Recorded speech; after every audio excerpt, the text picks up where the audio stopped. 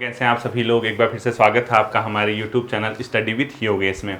आज आपका foundation class यानी जो आपकी फाउंडेशन क्लासेस चल रही हैं उसकी आज थर्ड क्लास है। और याद रखना ये आपके लिए जितने भी आने वाले एग्जाम, आज का न्यूज़पेपर पढ़ा आपने, उसमें कहीं लिखा था कि अगस्त में फिर से कैलेंडर जारी होगा, उसी कैलेंडर में आपका RO दिखेगा। ठीक है, RO है, पॉलिटेक्निक लेक्चरर है, जनरल लेक्चरर है या अदर जो पोस्ट हैं वो उस कैलेंडर में। और याद रखना नया PCS फिर आने वाला है। ठीक है, यानी जो आपका अपर PCS है वो दोबारा निकलेगा, उसका अध्याचन जाने लग गया है। पोस्ट विज्ञापन जो है मतलब जहाँ जिस डिपार्टमेंट में खाली है वहाँ से अपने आप में रिक्त पदों की सूचनाएं शासन को मिलने लगी। उसके बाद आपका आयोग को जाएगा। तो नए कैलेंडर में उम्मीद है कि आपका अपर PCS, RO लोअर का तो मुझे कंफर्म नहीं है, और जो लेक्चरर वगैरह की विज्ञप्ति हैं ये सब चीज़ें आपको वहाँ देखने को मिलेगी। ठीक है, तो उस दौरान ये जो क्लासेज हैं यही आपके काम आने वाली हैं। तो अगर आप नए बच्चे हैं तो 2 क्लासेज इसके पहले करा दी है फाउंडेशन क्लासेस की। उत्तराखंड हिस्ट्री से शुरू कर रहे हैं, इसके बाद NCERT डेप्थ में पढ़ेंगे, 1 बाय 1 करके सारे सब्जेक्ट NCERT के खत्म करेंगे,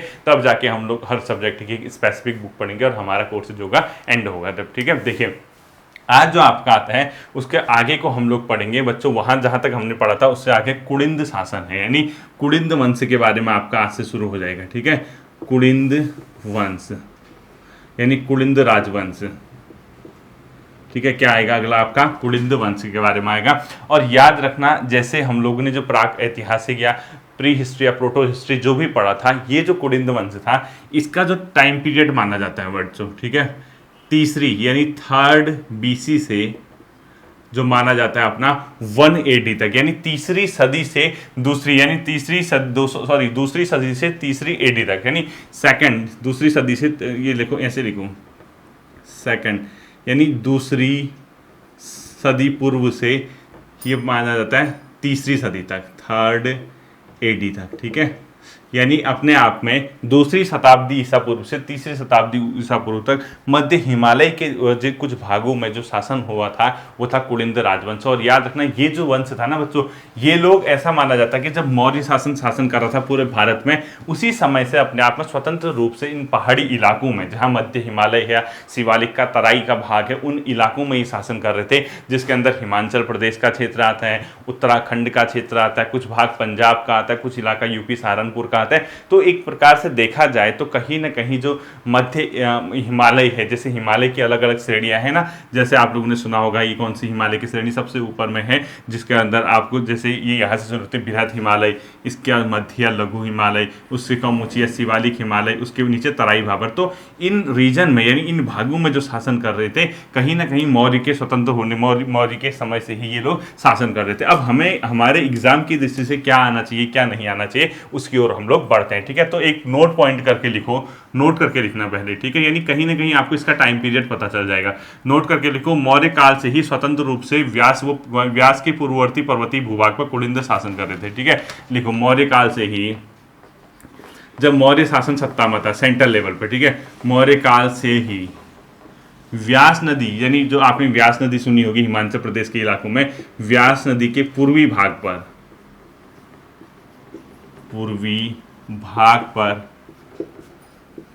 पर क्या लिखोगे, अलकनंदा नदी तक या मध्य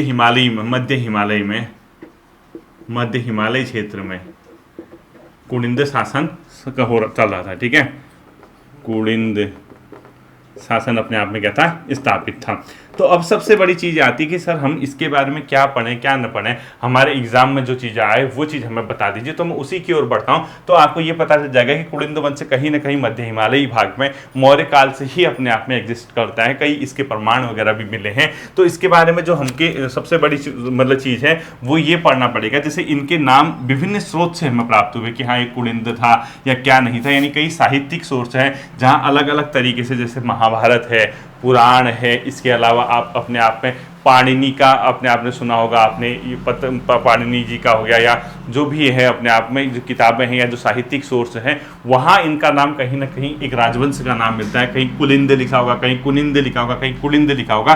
कहने का ये मतलब है उस क्षेत्र में, यानी ये कुलिंद राजवंश जो नाम है वो आज से नहीं, कई साहित्यिक सोर्स में इसका हमें नाम मिलता है। ठीक है, तो एक पॉइंट नोट करके लिखो, विभिन्न साहित्यिक स्रोतों में, विभिन्न साहित्यिक स्रोतों में विभिन्न साहित्यिक स्रोतों में कुनिंद नाम का उल्लेख हुआ है। कुनिंद नाम का उल्लेख धीरे धीरे आएंगे हम, ठीक है, आपके जो एग्जाम की दृष्टि से जो इंपॉर्टेंट चीज है, यानी अनेक स्रोतों में क्या हमें पता चलता है कुनिंद नाम का उल्लेख मिलता है। तो उसके कई सोर्स हैं और याद रखना इनके मतलब जो मुद्राएं हैं सबसे फेमस इनके जो हैं वहां भी इनके बारे में पता चलता है। यानी जो कुनिंद थे बेसिकली वो मतलब सतलज से अलकनंदा के इलाके के मध्य थे, ठीक है। इसके नीचे लिखो इनका जो जनपद था, इनका जो शासन था, जैसे आप लोग हिमाचल प्रदेश के इलाके में सतलज नदी देखोगे, सतलज से कहाँ पूर्वी भाग में अलकनंदा, यानी हिमालय का ऐसा पोर्शन जहां आपको सतलज दिखेगा और उसके पूर्व में अलकनंदा दिखेगा, यानी इसके ब्रैकेट में गंगा, वहां इनका अपने आप में क्या था, शासन स्थापित था। कभी अगर ऐसा पूछता है कि जो कुनिंद राजवंश था उनका क्षेत्र किन इलाकों में किन नदियों के मध्य फैला था, तो सतलज से अलकनंदा नदी के मध्य इन लोगों ने क्या किया था, शासन। अब देखना जब मैप देखोगे इंडिया का, इस प्रकार से इंडिया का मैप देखोगे तो जैसे जो हिमाचल का इलाका है इन भागों में आपकी सतलज दिखेगी और जो अपने आप में अलकनंदा है क्योंकि उत्तराखंड के इलाके में इस तरीके से दिखेगी। तो इस रीजन में कहीं ना कहीं अपने आप में इस भौगोलिक क्षेत्र में कौन से शासन मिलता है, हमें कुनिंद राजवंश के होने का प्रमाण मिलता है, ठीक है। तो आपने लिखा होगा सतलज से गंगा नदी के मध्य। अब इनके जो मुद्राएं हैं सबसे मेन सोर्स है, इनके बारे में अगर हमें कोई सोर्स पता चलता है जिससे हमें ये ज्ञात हो कि हाँ कुनिंदों ने शासन किया था, तो इतिहास में इनके सोर्स का सबसे बड़ा जो मतलब इनके बारे में जानकारी का सबसे बड़ा स्रोत है वो मुद्राएं हैं, ठीक है। अब आपको एक चीज किस तरीके से लिखनी है, देखो यहां से लिखो कुनिंद के इतिहास का प्रमुख स्रोत लिखो, मोस्ट इंपोर्टेंट, कुनिंद इतिहास की जानकारी प्राप्त होती है, प्राप्त यानी ये किससे जानकारी प्राप्त होती है, इनकी मुद्राओं से, यानी एकमात्र स्रोत है जिनसे हमें ये पता चलता है कि कुनिंद ने शासन किया था। ब्रैकेट में लिखो एकमात्र स्रोत। कभी एग्जाम में ये पूछे कि हाँ इनके बारे में जानकारी का स्रोत सबसे प्रमुख या एकमात्र क्या है, मुद्राएं हैं, ये ध्यान रखना, ठीक है। यानी इनके बारे में कोई ऐसा सोर्स अभिलेख वगैरह नहीं मिलता, सिर्फ इनके कॉइन है जिससे ये पता चलता है कि हाँ इन लोगों ने कहीं ना कहीं शासन किया था। तो ये बहुत इंपॉर्टेंट क्वेश्चन है। कुनिंदी इतिहास की जानकारी का जो जानकारी प्राप्त होती है हमें किससे होती है, मुद्राओं से प्राप्त होती है। अब ये जो मुद्राएं हैं ये कहां से मिली, फिर मुद्रा प्राप्त लिखो। कभी इस तरीके से अगर क्वेश्चन पूछता है कि इनकी मुद्रा किन भागों से प्राप्त हुई है, हालांकि ऐसा लिख दो आप, हिमाचल के कुछ भागों से मिली है, कुछ इलाका पंजाब से मिला है, बट हमें सबसे इंपॉर्टेंट है उत्तराखंड, यानी उत्तराखंड में किन भाग से हमें इनकी मुद्राएं मिलती हैं वो हमें पता होने चाहिए, ठीक है। तो ये बच्चों देखना दो इलाके लिखता हूं, थत्यूड़ और अठूड़। क्या क्या लिखा मैंने, थत्यूड़ प्लस अठूड़, यहां से प्राप्त हुई हैं और ये दोनों के इलाके कहाँ हैं, टिहरी में। यानी अगर आपसे कभी क्वेश्चन में पूछता है कुनिंदों की मुद्राएं उत्तराखंड में किस स्थान से प्राप्त हुई, एक थत्यूड़ से मिली है, एक अठूड़ से मिली है। दो के दो इलाके किस जगह पर पड़ते हैं, टिहरी के आसपास, ठीक है। इसके अलावा एक जगह पड़ती है देवढुंगा, वो पड़ता है उत्तरकाशी, यहां से भी इनकी क्या मिली है, ये पुरोला के आसपास, ठीक है। देवढुंगा लिखो, क्या लिखोगे, देवढुंगा, ठीक है। यानी देवढुंगा से भी इनकी मुद्राएं प्राप्त हो रखी हैं और ये देवढुंगा पड़ता है, ये कहां पड़ता है, उत्तरकाशी में, ठीक है। कहां पड़ता है, उत्तरकाशी में, देवढुंगा ब्रैकेट में लिखो उत्तरकाशी। ये भी ध्यान रखना कि इनकी मुद्रा कहां से भी मिली है, उत्तरकाशी क्वेश्चन यहां से पूछने के चांसेस रहेंगे आपके, ठीक है। किस जगह से इनकी मुद्राएं प्राप्त हुई हैं, थत्यूड़ और अठूड़ टिहरी से, देवढुंगा उत्तरकाशी से। इसके अलावा श्रीनगर के पास दो जगह सुमाणी और भेड़गांव लिखो, सुमाणी और भेड़गांव, सुमाणी प्लस भेड़गांव, ब्रैकेट में लिखो श्रीनगर के पास, ब्रैकेट में लिखना श्रीनगर के पास, ठीक है। और अंत जो है कत्यूर घाटी, कहाँ लिखोगे, कत्यूर घाटी से, कत्यूर घाटी अल्मोड़ा बैजनाथ का इलाका, ठीक है। यानी अगर कभी क्वेश्चन इस तरीके से पूछेगा कि जो कुनिंदों की मुद्राएं, क्योंकि हमें ये पता है कि इनके इतिहास का प्रमुख स्रोत क्या है, मुद्राएं हैं और एकमात्र स्रोत में मुद्राएं। जब एग्जामिनर ये चीज देखता है कि हाँ एकमात्र स्रोत इनके बारे में जानकारी का मुद्राएं है, तो ये इनको बच्चों को पता होना चाहिए कि मुद्राएं मिली हैं तो कहाँ से मिली है। तो ये पॉइंट आपके लिए हमेशा से एग्जाम में इंपॉर्टेंट हो जाएगा। और क्वेश्चन किस तरीके से पूछ सकता है, मेरा जैसा एग्जामिनर हो, कुनिंदों की मुद्राएं किस स्थानों से प्राप्त हुई है, नहीं हुई, मैं ये वाले ऑप्शन दूंगा। मैं भले ये बहुत डीप स्टडी होगी तभी दूंगा, टिहरी, उत्तरकाशी, श्रीनगर, कत्यूर घाटी, या कुछ एक अलग ऑप्शन दे दूंगा। तो आपको ये याद रखना है कि गढ़वाल प्लस कुमाऊं दोनों इलाकों में कहीं ना कहीं कुनिंदों की मुद्राओं के बारे में हमें क्या मिलती है, जानकारी मिलती है, यानी ये मुद्राएं हमें प्राप्त होते हैं, ठीक है। अब देखना इनका जो शासन व्यवस्था थी बच्चों, शासन व्यवस्था, अब जैसे शासन होता है ना किसी का, वो किस प्रकार का हो सकता है, या गणतंत्र हो सकता है या राजतंत्र हो सकता है। तो इतिहासकार कंफर्म नहीं है कि इनका शासन कैसा था या क्या कहें, क्योंकि कई ऐसी मुद्राएं हैं जहां पर शासक का नाम मिलता है। जैसे अलग अलग प्रकार की इनकी मुद्राएं होंगी, और कई ऐसी चीजें होंगी जहां शासक का नाम नहीं मिलता है। जब कभी पर किसी मुद्रा पे शासक का नाम अंकित हो जाता है तो ये माना जाता है तो राजतंत्र है, यानी शासक अपने नाम की मुद्राएं छपवा रहा है, यानी वो उस पर अंकुश लगाने वाला कोई नहीं है। और जब ऐसी मुद्राएं मिलती है जहां पर आपका कोई भी सोर्स नहीं है, यानी राजा वगैरह का नाम नहीं मिलता, तब ये माना जाता है कि हाँ भाई वहां पर गणतंत्र यानी अपने आप एक प्रकार से लोकतंत्र टाइप का एक शासन व्यवस्था वहां पर हो सकती है। ठीक है, तो शासन व्यवस्था इनकी अगर आप देखोगे तो आप इस शासन व्यवस्था को किस प्रकार का कह सकते हो, एक हिसाब से देखा जाए तो गणतंत्र और दूसरा राजतंत्र, यानी दोनों तरीके की शासन व्यवस्था। मैं इधर लिख देता हूं, ठीक है, गणतंत्र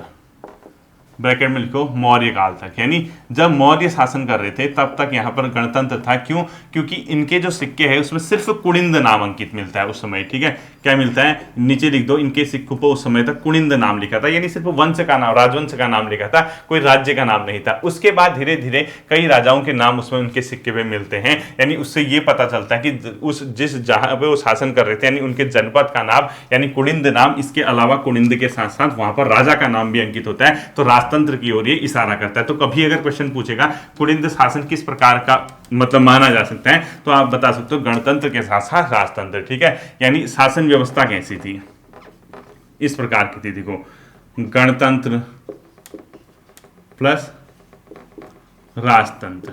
गणतंत्र का प्रमाण क्यों था? केवल मुद्रा पर, ऐसे लिखो, केवल मुद्रा पर जनपद का नाम मिलता है। जनपद मतलब इनका अपना वंश का नाम, यानी ब्रैकेट में कुनिंद। ठीक है, ये जनपद डिस्ट्रिक्ट वाला नहीं है। और यहां लिख दोगे राजतंत्र, क्यों कहोगे, जनपद प्लस राजा का नाम मिलता है, यानी राजा ने अपने नाम भी छपवाए थे। तो इससे मिलता है कि राजा वहां पर निरंकुश भी हो सकता था, राजतंत्र, तो इतिहास ऐसा कहता है। ठीक है, अब इसमें एक चीज आपको ये ध्यान रखनी है, जनपद प्लस राजा का नाम मिलता है, और ये जो मिलता है कब तक मिलता है, मौर्य काल तक। मौर्य काल तक, यानी मौर्य काल के बाद हो सकता है कि राजाओं ने अपने नाम इसमें प्रकाशित कर दिए थे। ठीक है, तो अब सिंपल सी बात आपकी ये है, अगर आपसे कभी क्वेश्चन पूछता है कि कुनिंद इतिहास की जानकारी का प्रमुख स्रोत क्या है, सीधे सीधे बताओगे क्या, इनकी इतिहास का प्रमुख स्रोत है मुद्राएं। दूसरा पूछेगा उत्तराखंड में मुद्राएं जो कुनिंद शासन वंश की कहाँ से हैं, थत्यूड़ हो गया, अठूड़ हो गया, देवढुंगा हो गया, श्रीनगर के पास के इलाके हो गए, कच्चूर घाटी हो गए। तीसरा क्वेश्चन पूछेगा किस प्रकार के शासन व्यवस्था थे, आप कह सकते हो गणतंत्र के साथ साथ राजतंत्र इसमें संभावित था। उसके अलावा जो मेन चीज है, इनकी मुद्राएं किस किस प्रकार की होती है, तो मेन इंपोर्टेंट क्वेश्चन यहां से आता है। तो लिखो मुद्रा प्रकार, कुनिंद शासन में मुद्रा के प्रकार। अगर कुनिंद शासन में कितनी मुद्रा के प्रकार हैं यानी कॉइन है, तो आपका आंसर होना चाहिए 3 प्रकार की मुद्राएं। दूसरा क्वेश्चन, कुनिंद शासन में इनमें से कौन कौन सी मुद्राएं प्राप्त हुई हैं, एक को बोलते हैं बच्चों अमोघ भूति प्रकार की मुद्रा, अमोघ भूति प्रकार की मुद्रा। ठीक है, सेकंड को बोलते हैं बच्चों अल्मोड़ा प्रकार की मुद्रा, अल्मोड़ा प्रकार, और इसी अल्मोड़ा प्रकार की मुद्रा को अनाम प्रकार की, क्योंकि इसमें किसी का नाम नहीं मिलता है। ठीक है, यानी अनाम प्रकार। और तीसरी जो मुद्रा मिलती है इनकी, वो मिलती है छत्रेश्वर प्रकार की, या छत्रेश्वर को चित्रेश्वर भी कहते हैं। ठीक है, तो लिखो चित्रेश्वर, या इसी को बोलते हैं छत्रेश्वर। ठीक है, यानी अगर आपसे कभी ये पूछता है कि कुनिंदों की जो मुद्राएं हुई हैं प्राप्त हुई कितने प्रकार की हुई, तो आपका सीधा सीधा आंसर होना चाहिए 3 प्रकार की मुद्राएं मिलती हैं, जिसमें एक को अमोघ भूति प्रकार, एक को अल्मोड़ा प्रकार, और तीसरे को चित्रेश्वर या छत्रेश्वर प्रकार के नाम से संबोधित किया जाता है। इनको 3 प्रकार के नाम से जाना जाता है। अब जैसे ही आप यहाँ पहुंचे, आपको अमोघ भूति प्रकार की मुद्राओं के बारे में पता होना चाहिए। ये जो मुद्राएं हैं सबसे प्राचीन, यानी कुनिंदों की सबसे प्राचीन मुद्रा लिखो। अगर कभी क्वेश्चन में पूछता है कुनिंद की सबसे प्राचीन मुद्रा, सबसे प्राचीन यानी ओल्डेस्ट जो मुद्रा है, अपने आप में ओल्डेस्ट कॉइन है, वो कौन सी है पूछेगा, तो अमोघ भूति प्रकार। यानी अमोघ भूति प्रकार की मुद्राएं कुनिंद राजवंश की सबसे प्राचीन प्रकार की मुद्राएं हैं। और ये अमोघ भूति इनका एक राजा था, जिसको सबसे प्रतापी राजा इस वंश का माना जाता है। बहुत जानकारी नहीं है इनके वंश के बारे में, तो सबसे प्रमुख राजा जो था वो अमोघ भूति था। तो लिखो कुनिंद का सबसे प्रमुख राजा प्रमुख राजा कौन था? अमोघभूति था, ध्यान रखना। और यही अमोघभूति था जिसके नाम से अपने आप में इन्होंने क्या चलाए हैं? सिक्के चलाए हैं। इसीलिए इसको अमोघभूति प्रकार की मुद्रा कहा गया, जो कि सबसे प्राचीन प्रकार की मुद्रा है। और 3 प्रकार की इसमें मुद्राएं। अब जब कोई कॉइन होता है बच्चों, वो या तो किस चीज का हो सकता है बताइए? कोई ना कोई तो मेटल उसमें यूज किया होगा ना, कोई ना कोई धातु तो होगी। तो इनके उसमें रजत और ताम्र, यानी अपने आप में जो रजत मुद्रा है या ताम्र मुद्रा है, इसके शासन में मिलती है। तो लिखो, इसके ब्रैकेट में लिख दो रजत या ताम्र मुद्रा, यानी इनकी रजत और ताम्र की मुद्राएं हमें यहां से क्या होती हैं? प्राप्त हुई हैं। यानी अमोघभूति प्रकार की मुद्रा जो है दोनों प्रकार की है, रजत या ताम्र मुद्रा जो भी है, ये रजत और ताम्र मुद्रा इसकी मिलती है, ठीक है। और सबसे प्रमुख राजा इनका कौन था? अमोघभूति था। अब यहां से एक क्वेश्चन याद रखना, जो ये जो अमोघभूति की मुद्राएं हैं ना, इन्होंने एक हिंदू यूनानी राजा थे, उन्हीं की तरह इन्होंने रजत मुद्राएं बनाई। तो ये मोस्ट इंपोर्टेंट क्वेश्चन हो जाएगा। अमोघभूति प्रकार की जहां मुद्राएं लिखी आपने, उसके नीचे लिखो आप लोग उसी के मतलब उसी कॉलम में हिंदू यूनानी राजाओं के आदर्श पर, राजाओं के आदर्श जैसे उनकी मुद्राएं थी, ठीक है, पर बनी मुद्रा। अगर कभी ये क्वेश्चन पूछता है कि जो कुलिंद राजवंश था उसमें से कौन सी मुद्राएं हिंदू यूनानी राजाओं के आदर्श पर बनी हुई हैं, तो आपका सीधा सीधा आंसर होना चाहिए अमोघभूति प्रकार की जो मुद्राएं हैं वो हिंदू यूनानी राजाओं के आदर्श पर बनी हुई मुद्राएं हैं, ठीक है। जिस प्रकार से हिंदू यूनानी यहाँ पर शासन करते थे, मतलब इंडिया में, उन्होंने जिस प्रकार के कॉइन यहाँ पे पब्लिश किए, कॉइन जिस प्रकार के निकाले, उसी के क्रम में अमोघभूति प्रकार की मुद्राएं भी अपने आप में स्थान रखती हैं, यानी उनके आदर्श पे बनाई गई मूर्ति हैं। अब क्या इसमें कुछ लिखा हो सकता है? जरूर लिखा हो सकता है। यानी जब कोई कॉइन होता है तो हो सकता है राजा ने उसमें कुछ लिखवाया हो। तो अगर कभी क्वेश्चन ये पूछेगा अमोघभूति प्रकार में किस लिपि का प्रयोग हुआ है, तो आपका सीधा सीधा आंसर होना चाहिए ब्राह्मी प्लस खरोष्ट लिपि। तो यहां मैं लिख रहा हूं, ठीक है, आप अपने हिसाब से लिखना। तो लिखो अमोघभूति प्रकार की मुद्रा में ब्राह्मी व खरोष्ट लिपि का प्रयोग हुआ है, खरोष्टी लिपि का प्रयोग हुआ है, ठीक है। यानी अमोघभूति प्रकार की जो मुद्रा है वहां किस चीज का प्रयोग हुआ है? ब्राह्मी व खरोष्ट लिपि का प्रयोग हुआ है। कुलिंद की सबसे प्राचीन मुद्रा है, ताम्र और रजत की मुद्राएं हैं, हिंदू और यूनानी राजाओं के आदर्श पर बनी मुद्राएं हैं, और इनका सबसे प्रतापी राजा जो था अमोघभूति था। बहुत जानकारी हमें बच्चों इसके बारे में, इस राजवंश के बारे में देखने को नहीं मिलती है, ठीक है।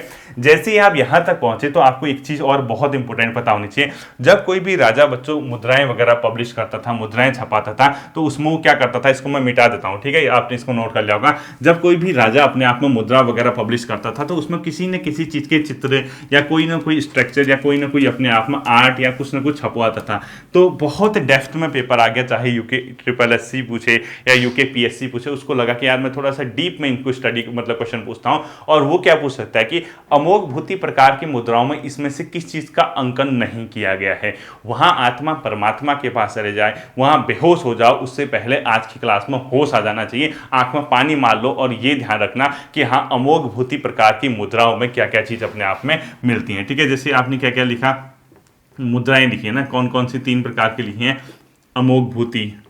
अमोघभूति में चल रहा हूं, ठीक है, इससे पहले का तो आपने लिख ही लिया। तो इसमें जिस चीज को पब्लिश किया गया, यानी जिस चीज को दिखाया गया है, वो आपको पता होना चाहिए। अमोघभूति प्रकार की सबसे बड़ी बात है बच्चों, इसका जो पूर्व भाग है, 2 भाग होते हैं ना, एक पूर्व भाग एक पृष्ठ भाग। पूर्व भाग पे इसका क्या क्या चीजें देखने को मिलती हैं? एक देवी दिखाई गई है और इस देवी को देखता हुआ एक मृग दिखाया गया है, ठीक है। यानी देवी दिखाई गई है, उसको देखता हुआ एक मृग दिखाया गया है, और इसमें जो लेख लिखा गया है वो किसमें है? ब्राह्मी लिपि का एक लेख मिलता है, ब्राह्मी लिपि का एक लेख मिलता है। यानी आपको ये पता होना चाहिए जो कुलिंद प्रकार अमोघभूति प्रकार की मुद्रा है उसमें एक देवी का अंकन हुआ है, एक मृग का अंकन हुआ है, एक ब्राह्मी लिपि का एक लेख लिखा गया है। साथ ही साथ ये भी ध्यान रखना इसका जो पृष्ठ भाग है वहां पर क्या दिखाया गया है, ठीक है। पृष्ठ भाग पर, इसके जो पृष्ठ भाग है वहां पर क्या चीज पब्लिश हुई है? एक वृक्ष दिखाया गया है जिसको बोलते हैं सवेदी वृक्ष, सवेदी वृक्ष, ठीक है। ये क्वेश्चन कैसे आ सकता है कि इन मुद्राओं में क्या चीज नहीं अंकन हुआ या हुआ है। इसके अलावा एक पर्वत दिखाया गया है जिसको बोलते हैं सछत्र पर्वत, सछत्र पर्वत, यानी एक क्या दिखाया गया है? पर्वत दिखाया गया है, ठीक है। इसके अलावा यहाँ पर नदी पद और स्वास्तिक भी दिखाया गया है, ये भी ध्यान रखना है, ठीक है। एक नदी पद क्या दिखाया गया है? नदी पद। इसके अलावा एक स्वास्तिक का चिन्ह, देखो दिखाया गया यहाँ पे स्वास्तिक का चिन्ह दिखाया गया, ये लिखो स्वास्तिक चिन्ह देखा होगा ना आपने, स्वास्तिक चिन्ह हिंदू धर्म में आपको बहुत फेमस है स्वास्तिक चिन्ह, ये भी दिखा गया है। और यहाँ पे कुछ लहरें दिखाई गई हैं लास्ट में इस प्रकार से, कोई कहता है कि नाग है, कोई कहता है कि नदी है, ठीक है। तो नीचे इसी के नीचे आप लोग क्या क्या लिखोगे, लहर युक्त रेखा, लहर युक्त रेखा। मैं क्या कहता कि एक बार स्टडी कर लो लाइफ में बस आदि, ठीक है। एक बार अगर स्टडी कर लोगे तो आपको कहीं किसी चीज से भटकने की जरूरत नहीं पड़ेगी। अब ये क्वेश्चन कौन सा हो सकता है बच्चों, देखो जब उसने स्पष्ट कुलिंद के बारे में जानकारी के कुछ ही स्रोत हैं मुद्रा, जब मुद्रा ही स्रोत है तो उसके बारे में आपको कंप्लीट स्टडी पता होनी चाहिए। तो ध्यान रखना, हो सकता है कि कभी ऐसे पूछ दे कि इनमें से किस प्रकार अमोघभूति प्रकार की मुद्राओं में क्या अंकन नहीं हुआ है, ठीक है। या ऐसा पूछ दे कुलिंद की किस प्रकार की मुद्राओं में आपको एक पर्वत, एक वृक्ष और लहर युक्त रेखाएं देखने को मिलती है। या अगर ये भी ना पूछे क्वेश्चन, ऐसे पूछेगा उत्तराखंड के प्राचीन इतिहास में किस राजवंश के मुद्राओं में ये चीजें आपको इनमें से एक आध नाम देखने को क्या मिलेगा, देखने को मिलती है, पंवार, कुड़िंद, कत्यूरी। तो वहां आत्मा को क्यों जाने देना है परमात्मा के पास, यहीं रोक दो ना, उसको पकड़ लो, उसको जकड़ लो, उसको बोलो कि हम स्टडी करके आए हैं, कहीं से भी किए, ठीक है। देखिए तो ये भाग आपको पता होना चाहिए कि क्या मिला है। और साथ ही साथ जो इसमें लिपि, जो चीजें लिखी गई हैं वो किन लिपि में प्रयोग हुई है, खरोष्ठी लिपि में मुद्रा लेख में मिल रहा है, ब्राह्मी प्लस खरोष्ठी, ठीक है। खरोष्ठी लिपि में मुद्रा लेख, यानी कुछ ना कुछ उसमें लिखा गया होगा, और वो किस लिपि में लिखा गया है, खरोष्ठी लिपि में लिखा गया है, ठीक। ये चीजें आपको अमोघभूति प्रकार की मुद्राओं के बारे में पता होना चाहिए। इसके बाद जब सेकंड आता है बच्चों अल्मोड़ा प्रकार की मुद्रा, क्या आता है, अल्मोड़ा प्रकार की मुद्रा, ठीक है। मुद्राओं के बारे में ही हमें इसके बारे में जानकारी होनी चाहिए, बहुत ज्यादा इसमें नहीं है, ठीक है। अल्मोड़ा प्रकार की मुद्रा केवल उत्तराखंड से मिली है, ये ध्यान रखना। यानी अगर कभी ये पूछता है कि इनमें से कौन सी एक प्रकार की कुलिंद शासन की मुद्राएं केवल उत्तराखंड से प्राप्त हुई हैं, ऑप्शन में दे देगा अमोघभूति, अल्मोड़ा या कुछ इस प्रकार का, तो वहां क्वेश्चन आपका गलत नहीं होना चाहिए, ठीक, ये ध्यान रखना। तो अल्मोड़ा जो प्रकार की मुद्राएं हैं वो केवल उत्तराखंड से प्राप्त हुई हैं, और इनकी जो मुद्राएं हैं अभी ब्रिटिश संग्रहालय में रखी गई है, जिसमें से किन किन राजाओं के नाम अंकित हैं वो देख लीजिए। लिखो अल्मोड़ा प्रकार की मुद्रा में, अल्मोड़ा प्रकार की मुद्रा में शिवदत्त, ध्यान से रखना, ठीक है, शिवपालित, शिवदत्त, शिवपालित। इसके अलावा जो तीसरा नाम मिलता है हरिदत्त, और चौथा नाम मिलता है कौन सा, उसका नाम है म ग भ त लिखा है, ठीक है, म ग भ। ये सब चीजें लिखी, यानी इन चार राजाओं के बारे में आपको यहाँ पर क्या मिलता है, नाम देखने को मिलता है अल्मोड़ा प्रकार की मुद्राओं में। तो अल्मोड़ा प्रकार की मुद्राओं में किस मतलब किन शासकों से संबंधित या किन के नाम आपको देखने को मिलते हैं, तो शिवदत्त, शिवपालित, हरिदत्त और म ग भ त लिखे हैं, ठीक है। ये आपको देखने को मिलते हैं अल्मोड़ा, और ये सब के सब कहाँ ब्रिटिश संग्रहालय में अभी रखी गई है। इसके अलावा यही अल्मोड़ा घाटी में जो टोटल मिला के जो कत्यूर का क्षेत्र है, कत्यूर घाटी बोलते हैं ना, बैजनाथ, अल्मोड़ा के इलाकों को, यहाँ कुल 54 मुद्राएं मिली हैं बच्चों, कुल 54 मुद्रा, ये भी इंपोर्टेंट हो जाएगा, ठीक है, कॉइन, यानी 54 मुद्रा मिली है। उनमें से आप लोग ध्यान रखना, इन 54 प्रकार की मुद्राओं में देखना ये कत्यूर घाटी में शिवदत्त की एक है, ठीक है, शिवदत्त की कितनी मुद्रा, एक है। इसी प्रकार से जो दूसरा है उसकी भी क्या है, आसेक नाम का एक है, उसकी भी एक है, आसेक की कितनी है, एक है। और अन्य जो बचता है थर्ड, उसका नाम है गोमित्र, उसकी कितनी मिली है, 52 मुद्राएं, गोमित्र,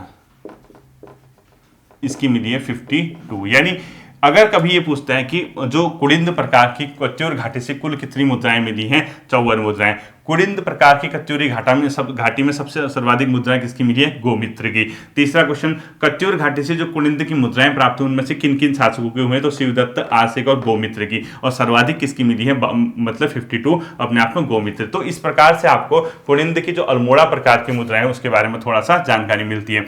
इसके अलावा ये भी बताया गया कि केवल अल्मोड़ा ही नहीं, एक अन्य मतलब इतिहासकार है, नोट करके लिखो, नोट करके लिखो, गढ़वाल से भी, यानी अल्मोड़ा प्रकार की जो मुद्राएं, ठीक है, गढ़वाल से भी प्राप्त हुई हैं, ठीक है, प्राप्त, और ये कंफर्म नहीं है, इसमें एक इतिहासकार है वो बताते हैं। और जो गढ़वाल से इनकी मुद्रा प्राप्त हुई है, वो जो गढ़वाल की मुद्रा है उसका उसमें राव विजय भूति का नाम उल्लेखित है, ठीक है। तो लिखो विजय भूति का नाम,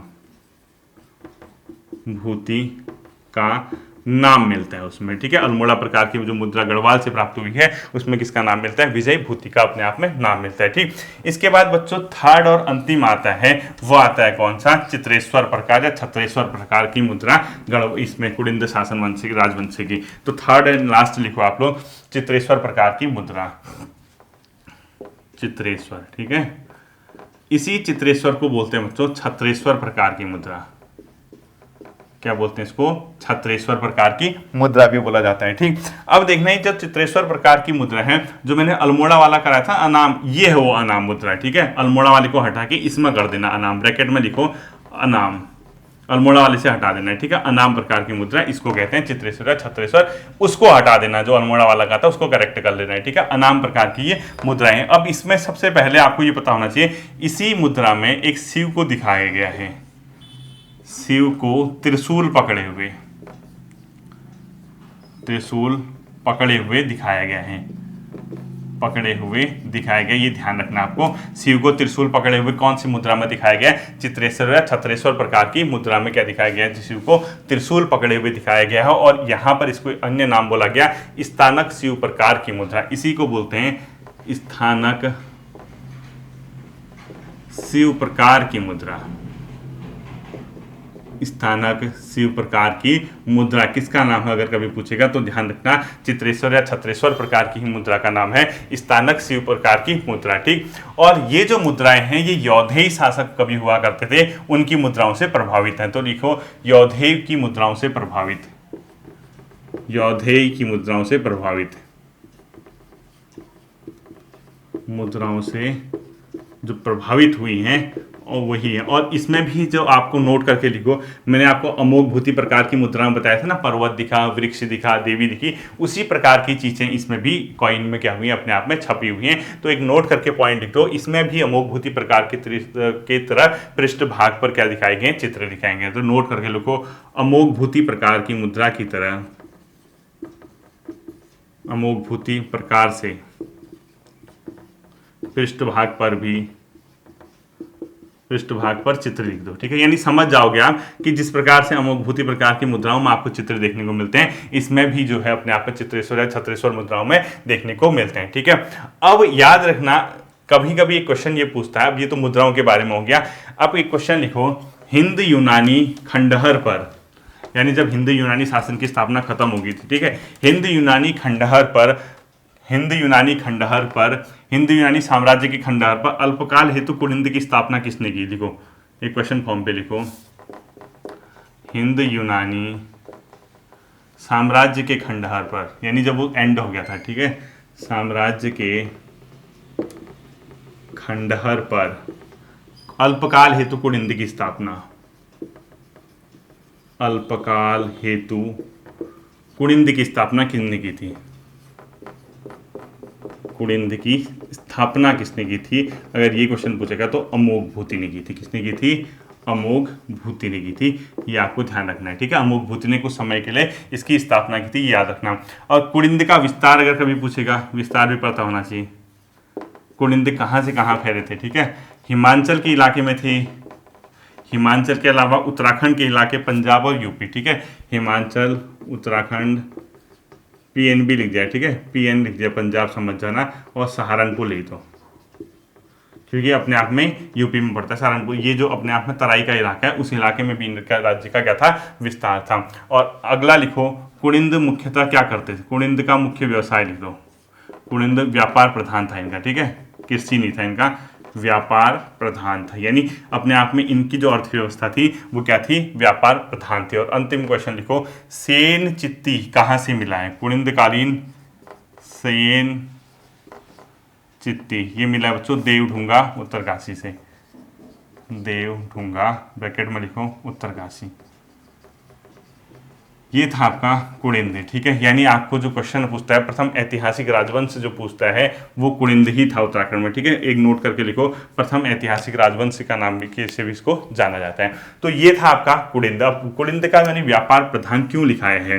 क्योंकि जो इनकी मुद्राएं हैं ना वो विभिन्न स्थानों से मिलती है, और व्यापार किससे होता होगा? मुद्राएं से ही तो होगा ना। तो अलग अलग जगह से मुद्राएं मिलना, इतनी बड़ी मात्रा में मुद्राएं मिलना, इसका सीधा सीधा मतलब है कहीं ना कहीं ये लोग व्यापार करते थे। ठीक है, ये था आपका फाउंडेशन 3rd क्लास। होपफुली ये चीजें आपकी समझ आ रही होंगी। कुलिंद से आपका जो क्वेश्चन बनता है वो इसी पोर्शन से कहीं ना कहीं आपका बन जाएगा। आप उसको सही कर आएंगे, आप लोग इसको रिवाइज करना। फिर मिलता है अगले सेशन पे, अपना ध्यान रखना। Thank you.